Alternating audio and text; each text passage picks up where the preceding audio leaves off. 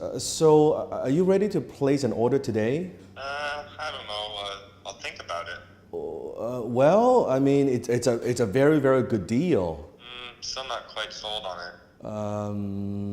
it. Is it okay? Do you need more information? Maybe I can email you some more information.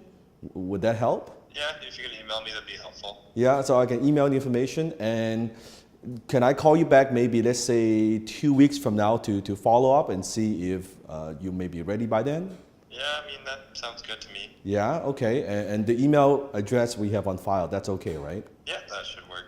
Okay, then I'll call you back in like 2 weeks, and I'll send you the email today. Okay, thank you. Oh, thank you so much. How many times in your life when you're on a closing call in a meeting and your prospects say to you, I want to think about it, or send me some more information? What happens? You never hear from them again. It is a fucking lie. Prospects lie all the time. When they say they want to think about it, that's not actually what they're saying. What they're actually saying is one of these three things. First one is, I don't have the money, but they don't want to admit it. So what do they tell you? They lie to you.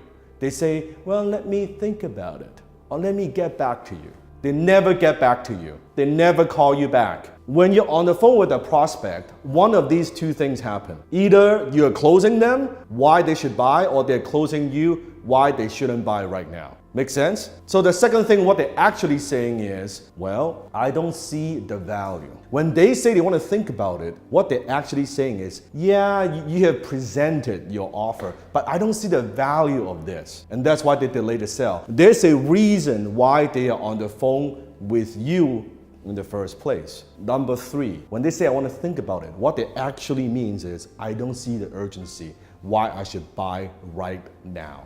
Why should I buy right now? As a closer, you have not shown them. You have not presented the value. You have not articulated the value. You have not instilled that urgency why they need to buy right now, and that's why they don't buy. And you let them get away with that excuse that let me think about it. So when clients, they say, well, let me think about it, what should you reply? How do we handle the objection? If you handle the objection the way that I just handle it, you're gonna lose that sale. I have already lost that sale. There are two ways you can handle this. Comment below and pay attention. The first way is what I call pre-framing. Before you go into any sales meeting, before you get on any sales call, you can say something like this. Well, Mr. Prospect, the purpose of this meeting today, or the purpose of this phone call today, is to determine to see if it's a good fit for you and I to work together. By the end of our conversation, there are three things that you could say to me. First thing you could say is a yes, and you and I think it's a good fit, and we're gonna move forward, and we're gonna do business.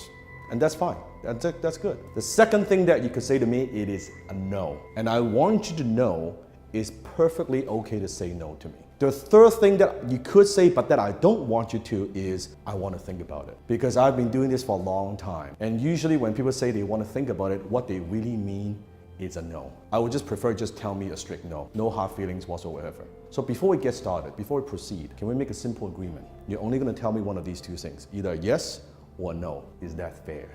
What have I just done there? I pre-framed the entire conversation. Now at the end, it's very, very, very difficult for them to say no. And I've taken the pressure away and give them the permission. It's okay to say no to me.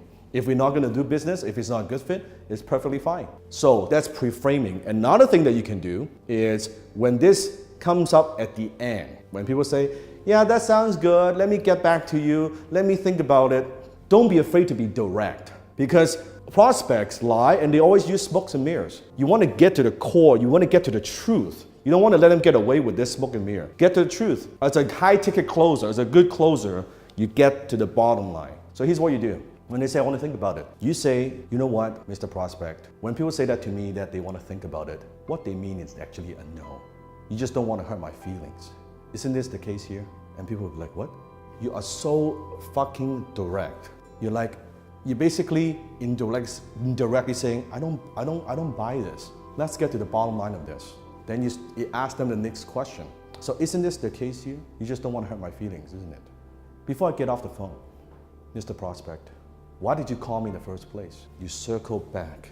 You circle back finding out about their needs, about their pain point. And then you go back to the money question again. It's the money, isn't it? It's always the fucking money. Of course it's the money. If money is no object, they would have bought right now. It's always the money. So you ask them the question, it's the money, isn't it? And they'll be like, yeah, it's the money. It's not within my budget. I don't have that kind of money, whatever it is. Then you as a closer, now you offer an alternative and a solution. Well, let's just pretend I could finance this for you. Or let's just pretend we could offer multiple payments. You can break this up. That wouldn't make a difference, would it? Oh yeah, that would help a lot. Well, let's talk about it then. You see, you get to the core of the problem, and that's how you handle. Let me think about it. It's about your conviction, about your certainty. Remember, you cannot help them if you don't sell them. If you truly believe in what you offer, you truly believe in the value of your products and services, what do you need to do? You need to have to believe that you are morally obligated to close them, to sell them, because deep down you know when they walk away from this conversation, you'll never hear from them again. Their lives won't be changed. Their business won't be changed. They will stay stuck in the same way. So as a closer, it is your job, your duty, your mission to close them. You can't help them if you don't close them. Food for thought.